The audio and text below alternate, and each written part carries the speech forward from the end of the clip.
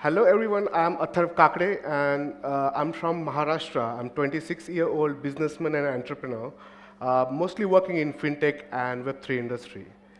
So I'm going to tell you a story about my life when I first started as a 20-year-old entrepreneur and scaled my way through to become one of the biggest consultants in blockchain and Web3 space in India.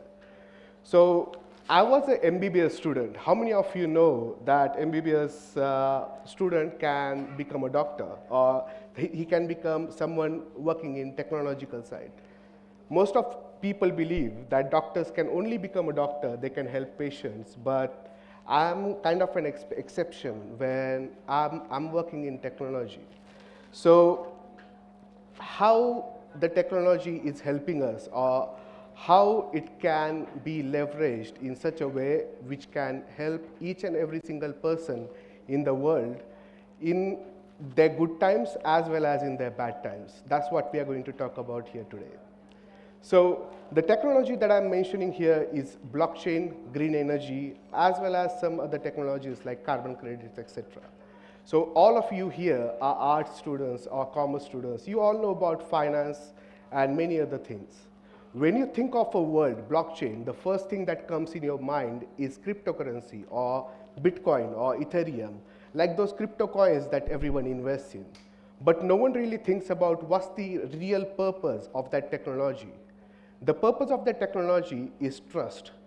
Blockchain is an infrastructure where people can verify any kind of data on chain which is available for everyone to see, which is transparent, which doesn't have any kind of fakeness or any kind of fishiness.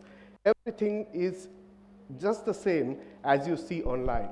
So this blockchain technology can be implemented anywhere in the world across different sectors, such as real estate, such as healthcare, different technologies, governments, industries, and many other companies as well as all of the regular people. They can all use blockchain technology as an example to build trust with their consumers, their customers, as well as towards the normal people.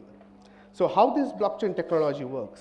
So let's say each and every single document that you receive today, even though it can be your certifications, it can be any kind of survey, every kind of documentation can be tokenized and put on blockchain. That way, it can be verified and it can be transparent to the people. So just think of it this way. You are trusting your government. We are trusting Indian government. How about if they get the data of each and every single fund that they're allocating towards the public of India, and if they put it on blockchain?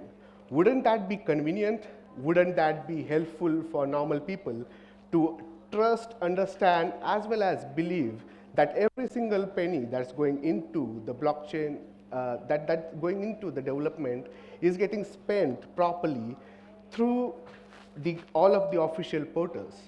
Or even the smallest things, let's say you are getting real estate documents. What if those documents, you can get them permanently, they are tamper-proof, and no one can really change them or manipulate them?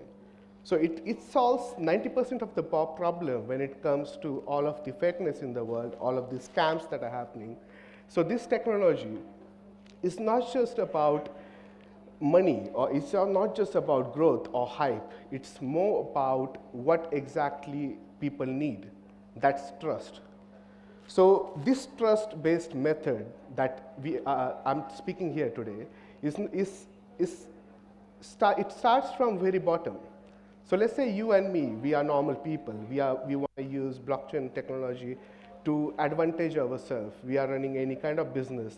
So from agriculture to different industries to bioenergy to any kind of industrializations, if this technology is used, then transparency will become the key for people to trust your business, people to trust your vision, people to trust what exactly you're doing, as well as it will benefit everyone, and everyone can trust it properly.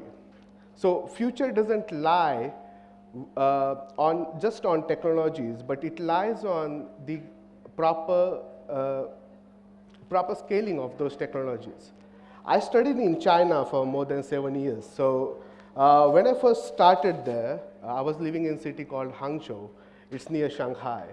The city was really good, and the technology was advanced. I was looking at flying cars. I was looking at deliveries getting done within 10 minutes back in 2016. So I thought of myself, why can't I do this in India? So I started my company back in 2019, thinking of the same thing. I was still a graduate student. I was still working in a hospital doing my internship for my final year. And I thought of myself, okay, how can I improve the lives of general people? How can I introduce these new technologies to people? So the answer came to me that education, that is guidance, and that is just the follow through. So we need to teach latest technologies in our schools, colleges, universities. We don't want to rely on the syllabus that is right now, that is available and that is being taught to us. And even though the syllabus or a couple of things are not being taught to us, it's our responsibility as students to learn.